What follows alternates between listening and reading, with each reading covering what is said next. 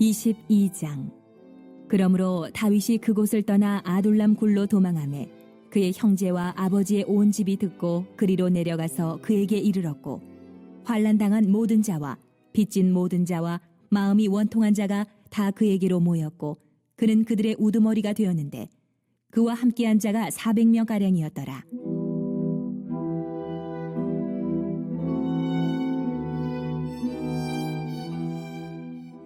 다윗이 거기서 모압 미스베로 가서 모압 왕에게 이르되, 하나님이 나를 위하여 어떻게 하실지를 내가 알기까지 나의 부모가 나와서 당신들과 함께 있게 하기를 청하나이다 하고 부모를 인도하여 모압 왕 앞에 나아갔더니 그들은 다윗이 요새에 있을 동안에 모압 왕과 함께 있었더라.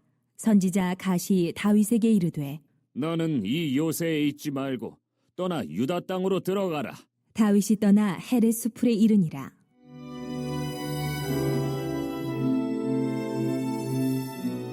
사울이 다윗과 그와 함께 있는 사람들이 나타났다 함을 들으니라.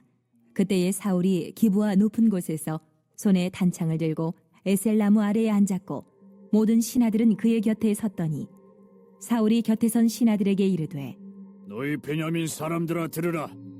이새의 아들이 너희에게 각기 밭과 포도원을 주며 너희를 천부장 백부장을 삼겠느냐?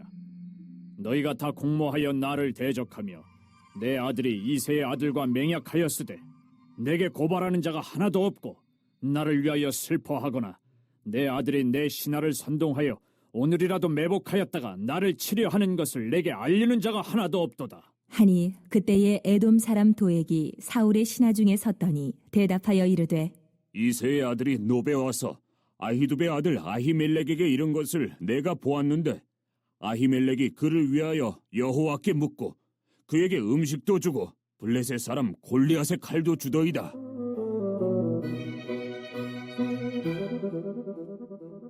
왕이 사람을 보내어 아히두베 아들 제사장 아히멜렉과 그의 아버지의 온 집 곧 노베에 있는 제사장들을 부르매 그들이 다 왕께 이른지라. 사울이 이르되, 너 아히두베 아들아 들으라. 대답하되, 내 주여, 내가 여기 있나이다. 사울이 그에게 이르되, 내가 어찌하여 이새의 아들과 공모하여 나를 대적하여 그에게 떡과 칼을 주고 그를 위하여 하나님께 물어서 그에게 오늘이라도 매복하였다가 나를 치게 하려 하였느냐? 하니 아히멜렉이 왕에게 대답하여 이르되, 왕의 모든 신하 중에 다윗같이 충실한 자가 누구인지요? 그는 왕의 사위도 되고 왕의 호위 대장도 되고 왕실에서 존귀한 자가 아니니이까. 내가 그를 위하여 하나님께 물은 것이 오늘이 처음이니까 결단코 아니니이다. 원하건대 왕은 종과 종의 아비의 온 집에 아무것도 돌리지 마옵소서. 왕의 종은 이 모든 크고 작은 일에 관하여 아는 것이 없나이다. 하니라. 왕이 이르되, 아히멜렉아, 내가 반드시 죽을 것이오. 너와 네 아비의 온 집도 그러하리라. 하고 왕이 좌우의 호위병에게 이르되, 돌아가서 여호와의 제사장들을 죽이라. 그들도 다윗과 합력하였고 또 그들이 다윗이 도망한 것을 알고도 내게 알리지 아니하였음이니라. 하나 왕의 신하들이 손을 들어 여호와의 제사장들 죽이기를 싫어한지라. 왕이 도액에게 이르되, 너는 돌아가서 제사장들을 죽이라. 하매 에돔 사람 도액이 돌아가서 제사장들을 쳐서 그날에 세마포 에봇 입은 자 85명을 죽였고, 제사장들의 성읍 노베 남녀와 아이들과 젖 먹는 자들과 소와 나귀와 양을 칼로 쳤더라.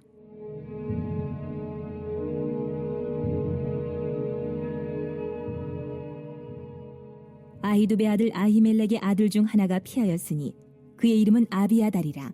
그가 도망하여 다윗에게로 가서 사울이 여호와의 제사장들 죽인 일을 다윗에게 알림해 다윗이 아비아달에게 이르되, 그날에 에돔 사람 도액이 거기 있기로 그가 반드시 사울에게 말할 줄 내가 알았노라. 네 아버지 집의 모든 사람 죽은 것이 나의 탓이로다. 두려워하지 말고 내게 있으라. 내 생명을 찾는 자가 내 생명도 찾는 자니 네가 나와 함께 있으면 안전하리라. 하니라. 사람은 되게 이 밝은 곳, 또 편안한 곳, 또 문제 없는 곳을 선호하면서 그런 곳만 그렇게 찾아다니고 싶어 합니다. 특히 힘들고 또 어두운 환경 속에서 오랫동안 고통을 당하던 사람일수록 더욱더 그러할 것입니다. 그런데 이제 하나님 앞에서 그렇게 누구나 다 가지고 있는 이러한 평범한 생각, 이러한 생각을 가지고 늘 넓은 길로만 가려고 하는 그러한 사람, 쉬운 길로만 가려고 하는 그러한 사람들은요, 우리 하나님 앞에서는 별로 그렇게 특별하지가 않습니다.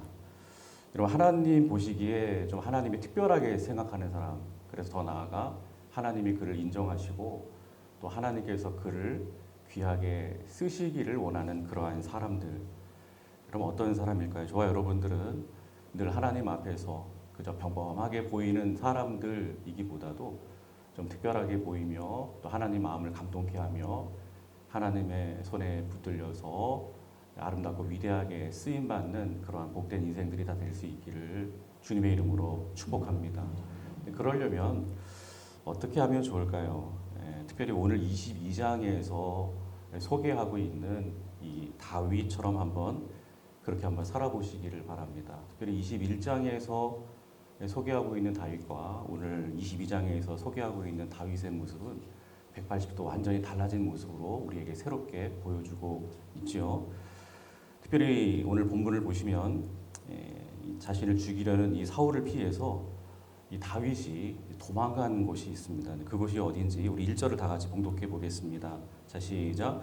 그러므로 다윗이 그곳을 떠나 아둘람 굴로 도망하매 그의 형제와 아버지의 온 집이 듣고 그리로 내려가서 그에게 이르렀고. 그러니까 이 다윗이 아둘람이라고 하는 굴로 그렇게 갔다는 것입니다. 근데 그곳에는 누가 있었습니까? 2절을 한번 봉독해 보겠습니다. 환난 당한 모든 자와 빚진 모든 자와 마음이 원통한 자가 다 그에게로 모였고 그는 그들의 우두머리가 되었는데 그와 함께한 자가 400명 가량이었더라. 그렇습니다. 환난 당한 모든 자, 또 빚진 모든 자, 또 마음이 원통한 자, 즉 온갖 어려움을 당하고 있던 그러한 사람들이 다 그곳으로 모여 있었다는 것입니다. 여러분, 다윗은 지금 도망자의 신세입니다. 도망 다닌다라고 하는 것은 지금 자신의 코가 석자라고 하는 것이지요. 따라서 다윗처럼 도망자의 형편에 처한 사람의 경우에 이렇게 별 볼 일 없는 사람들일 수 있죠. 아무런 도움도 줄 수 없는 이러한 사람들이 모여 있는 곳으로 그렇게 피해 있기를 원하는 사람은 아무도 없을 것입니다. 될 수 있는 대로 이제는 좀 밝은 곳으로 가서 더 이상 위협이 없는 평안한 곳으로 가서 있기를 원하고 싶은 것이 바로 다윗과 같은 사람들의 마음이겠지요. 근데 다윗은 이처럼 아둘람굴과 같은 이런 어두운 굴 속을 지금 전혀 마다하지를 않아요. 모든 사람들이 다 피하고 싶은 곳인데 다윗은 이런 곳을 마다하지 않습니다.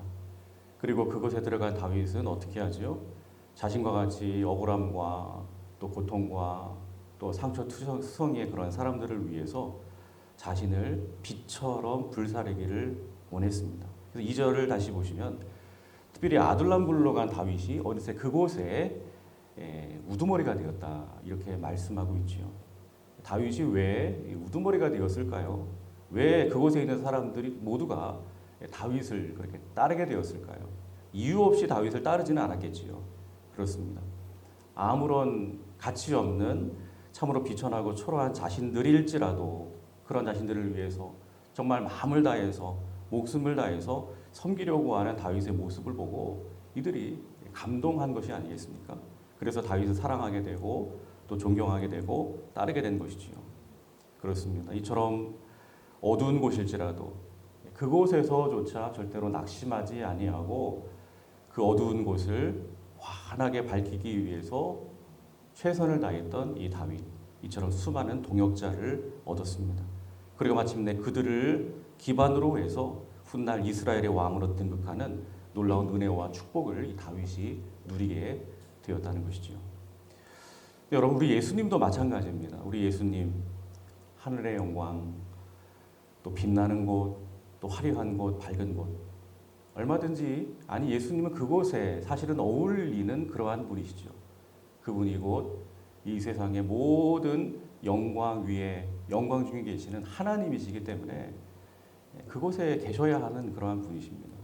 그럼에도 우리 예수님은 그 모든 것을 다 마다하시고 어디로 오셨죠? 아둘람굴과 같은 이 어두운 세상에, 이 죄악된 세상에 오셨습니다.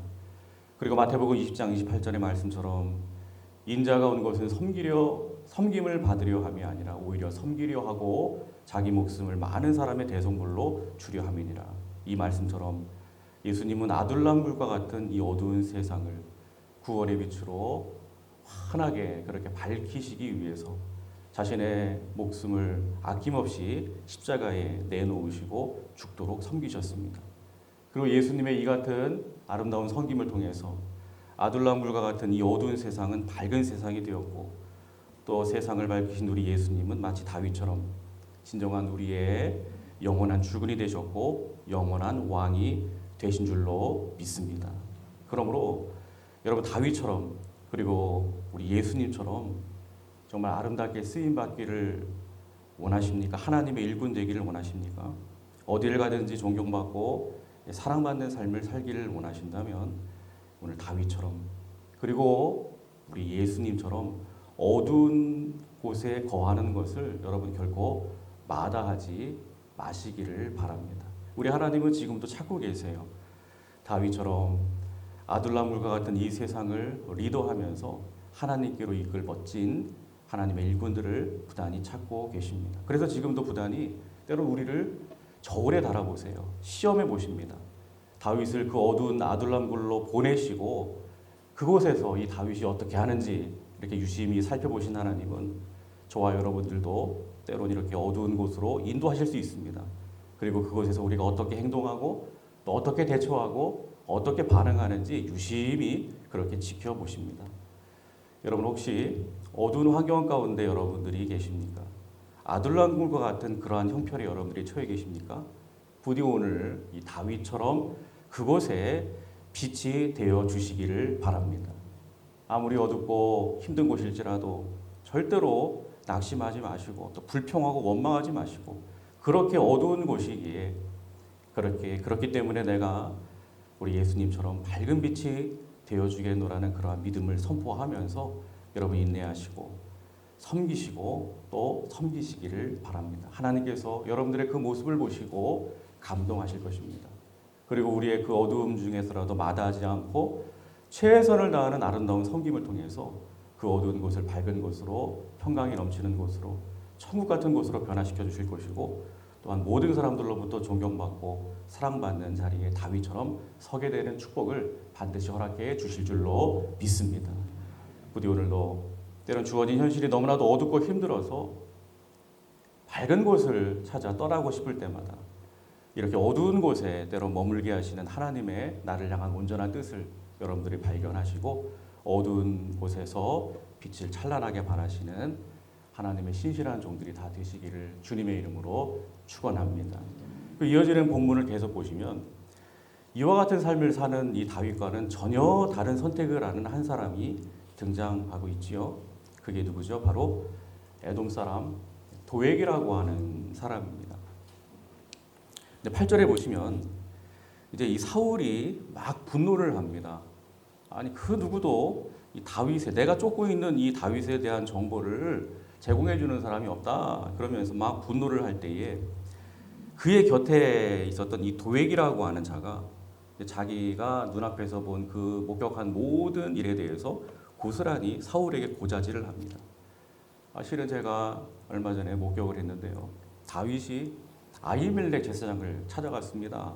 그런데 아히멜렉 제사장이 그를 위해서 여호와께 묻기도 하고 또 그를 위해서 떡도 주고 또 골리앗의 칼도 그렇게 주었습니다.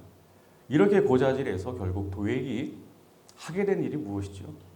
즉시 분노한 사울에 의해서 이제 아히멜렉 제사장과 제사장 85명 그리고 그들의 온 가족이 다 호출을 당하죠. 그래서 결국 그들 모두와 또 그들이 사는 성읍까지도 몰살당하게 되는 그러한 끔찍한 학살의 원인 제공자로 여러분 그렇게 이 도액이 그렇게 악한 일에 쓰임받는 것을 보게 되어집니다. 그렇습니다. 다윗은 아둘람굴과 같은 그런 어두운 곳에 있어서 빛과 같은 역할을 하면서 사람들을 다 살리고 또 소망을 주는 그러한 사람이 되었는데 도액은 이처럼 빛이 아니라 어둠을 따라가면서 결국 사람들을 다 죽이고 영혼들을 다 무너뜨리고 절망을 주는 그러한 사람이 되었다는 것입니다. 여기서 우리는 중요한 영적 교훈을 배우게 되죠. 어두운 환경 그 자체가 결단코 문제가 되는 것이 아닙니다. 중요한 관건은 똑같이 어두운 환경 가운데 처한다 할지라도 다윗처럼 그 어두운 곳에서 빛을 발하느냐, 도액처럼 그 어두운 곳에서 그대로 그 어두움에 그렇게 함몰되고 휩쓸리느냐, 바로 그 차이가 인생을 완전히 그렇게 갈라놓는다는 것입니다.